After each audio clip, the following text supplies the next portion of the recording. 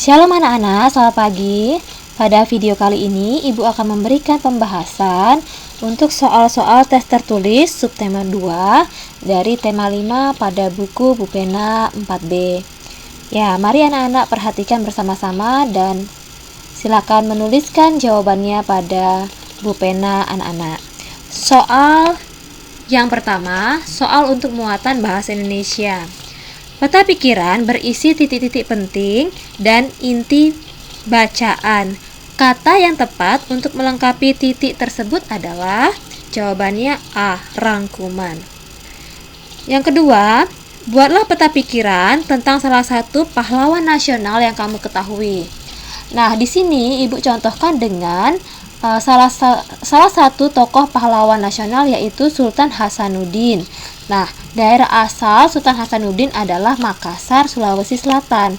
Julukannya adalah ayam jantan dari timur.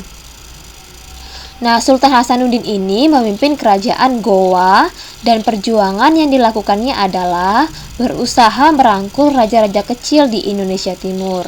Kemudian, Sultan Hasanuddin ini juga pernah membuat perjanjian, yaitu perjanjian Bongaya.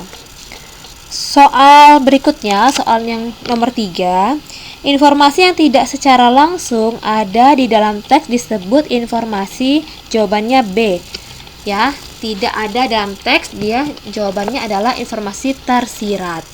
Nomor 4. Informasi penting dari teks disajikan dalam bentuk tabel dengan maksud agar jawabannya D, lebih mudah mengingat isi teks.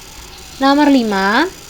Bentuk informasi dari suatu teks bacaan dapat berupa informasi tersurat dan informasi tersirat.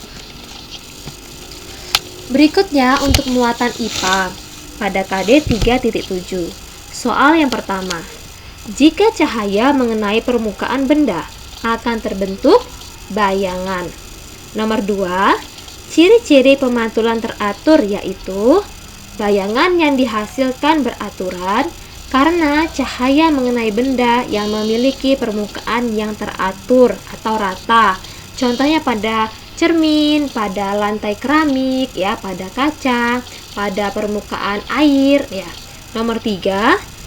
Bayangan benda yang terbentuk tidak teratur terjadi karena pemantulan cahaya tidak teratur atau disebut juga pemantulan baur.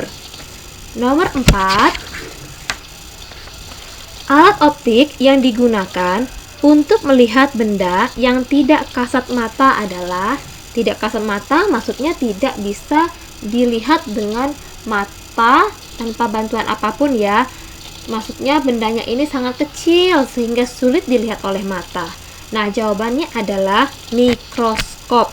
Nah, contoh benda yang tidak bisa dilihat dengan kasat mata itu seperti bakteri, ya. Nomor 5. Alat optik yang diperlukan seseorang yang memiliki gangguan penglihatan untuk melihat benda-benda jauh adalah kacamata. Nah, lensa pada kacamata ini dapat membelokkan cahaya. Jadi, cahaya datang dari luar menembus lensa bening, lalu dibelokkan ke retina mata, sehingga orang yang mengalami gangguan mata ini dapat melihat benda-benda tersebut dengan jelas. Muatan IPS KD 3.4. Raja Ternate yang memerintah dari tahun 1570 sampai 1583 adalah Sultan Ba'abullah. Nomor 2. Ayam jantan dari timur merupakan julukan bagi seorang pahlawan yang bernama Sultan Hasanuddin. Nomor 3. Wilayah kekuasaan Kerajaan Mataram mencakup Kota Jepara, Tegal, Pekalongan, Tuban, dan Gresik. Nomor 4. Tuliskan contoh peninggalan Kerajaan Ternate. Contohnya, Masjid Ternate, Makam Sultan Ba'abullah, Benteng Kerajaan Ternate. Nomor 5. Tuliskan bentuk-bentuk perjuangan R.A. Kartini. Yang pertama, beliau mempelopori kesetaraan derajat antara wanita dan pria. Beliau juga membangun sekolah khusus wanita yang disebut dengan Sekolah Kartini. Muatan PPKN nomor 1. Lambang sila kelima Pancasila adalah padi dan kapas. Nomor 2. Makna simbol sila kelima Pancasila yaitu bermakna bahwa kita harus selalu berperilaku adil serta menjaga keseimbangan antara hak dan kewajiban. Nomor 3. Tuliskan contoh sikap kepahlawanan yang mencerminkan sila kelima, yaitu adil terhadap semua orang, membantu orang lain yang sedang kesusahan, menghormati dan menghargai hak-hak orang lain, mengutamakan kepentingan umum di atas kepentingan pribadi, bergotong royong demi kepentingan bersama. Nah, untuk muatan SBDP nomor 1A, tuliskan notasi angka dan balok dari nada-nada berikut dalam bentuk not 1/4. Nah, not angkanya do, la, fa, mi, sol, re, do tinggi ya. Bila dituliskan dalam not balok seperti ini, lihat ini ada garis para nada. Do tinggi posisinya di sini ya, anak-anak ya.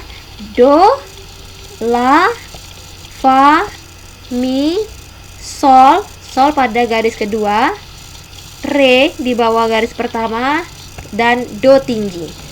Kemudian yang kedua, sol, mi, fa, sol, sol, mi, do. Nah, bila ditulis dalam not balok gambarnya seperti ini.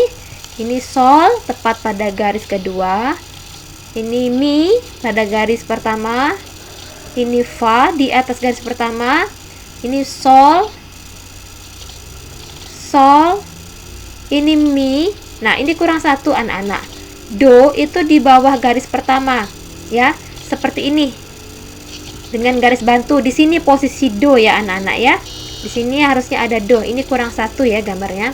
Kemudian yang bagian C, 1C, si, do, la, sol, mi, do, fa, mi. Nah, bila ditulis dalam not balok, jadi gambarnya seperti ini, do tinggi.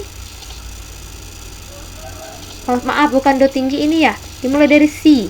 Si, ini do tinggi, kemudian la, ini sol, ini mi, ini do, kemudian fa, kemudian mi. Nah, kemudian soal nomor 2, lengkapi tabel berikut. Gambar seperti ini.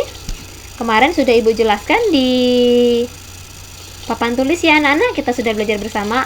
Namanya adalah not penuh. Nah, ketukannya adalah 4 ketukan. Nah, gambar yang kedua, ini gambar not setengah. Ketukannya berjumlah 2 ketukan. Kemudian not 1/4, ini gambar not 1/4, ketukannya 1 ketukan. Dan ini adalah not 1/8, ada benderanya ya. Not 1/8, ketukannya 1/2 atau setengah ketukan. Nah, demikian anak-anak penjelasan Ibu pada hari ini. Anak-anak persiapkan diri untuk penilaian tema 5 subtema yang kedua besok pada hari Sabtu. Selamat belajar, Tuhan Yesus memberkati. Shalom.